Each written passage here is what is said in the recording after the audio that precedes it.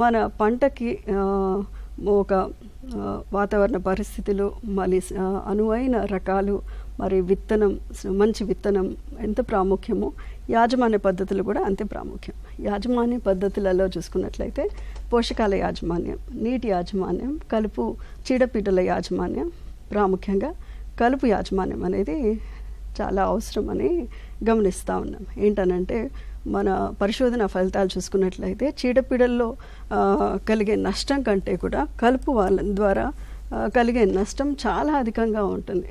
30 నుంచి 70% వరకు పంటలు కోల్పోయే పరిస్థితి మరి కలుపు ద్వారా మనము వివిధ పరిశోధన ఫలితాలు మనం చూస్తూ ఉన్నాం. చీడపీడల కంటే కూడా కలుపు ఉధృతి అధికంగా ఉన్నప్పుడు సరైన సమయంలో కలుపు మనం యాజమాన్యం చేపట్టినట్లయితే 30 నుంచి 70% వరకు మనము కలుపు వల్ల పంట నష్టం అనేది మనం గమనిస్తూ ఉన్నాం.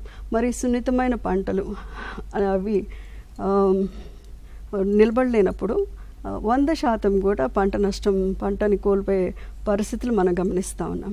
అవే కాకుండా కలుపు పంట మొక్కతోటి పోషకాల కొరకు, మరి అలాగే నీటి కొరకు, మరి అలాగే సూర్యరశ్మి కొరకు పోరాడుతూ ఉంటుంది.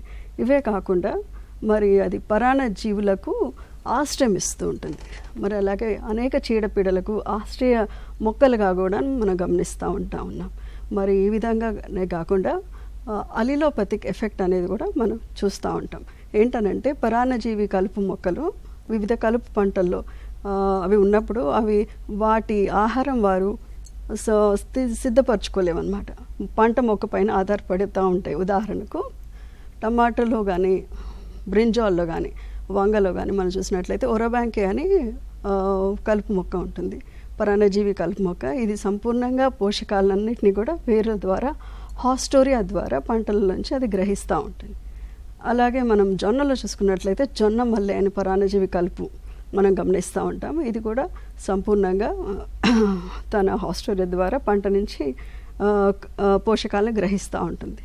మరి అలాగే ఇంకొక ప్రాముఖ్యమైన పరాన్నజీవి కలుపు చూసుకున్నట్లయితే బంగారు తీగ అని, ఇది పప్పు ధాన్య పంటలలో మనం గమనిస్తూ ఉన్నాం. మాగాణిలలో మన రైతు సోదరులు వరి కోసిన తర్వాత విత్తనాలు చల్లేసి ఆ నిలువ తేమ పైన మరి పప్పు జాతి పంటలను పండిస్తూ ఉంటారు. వాటిలో ఈ బంగారు తీగ ఇన్ఫెక్ట్ అయినప్పుడు ఏమవుతుందంటే సంపూర్ణంగా ఈ పప్పు జాతి పంటల్ని కంప్లీట్ పారాసైట్ అంటాం. ఇది పూర్తిగా పోషకాలన్నింటినీ గ్రహించి పంటను ఎదగనీయకుండా చేస్తూ ఉంటుంది. తద్వారా ఈ దిగుబడి ప్రతి సంవత్సరం తర్వాత సంవత్సరం దిగుబడి సంపూర్ణంగా తగ్గిపోవడం అనేది మనం గమనిస్తాం. ఈ విధంగా కలుపు మొక్కలు పంటలపై నుంచి చాలా పోషకాలు అయితేనేమి, సూర్యరశ్మితోనైతేనేమి, మరి అలాగే నీటి కొరకు ఇవి పోటీపడి తగు నష్టం కలుగజేస్తూ ఉంటాయి.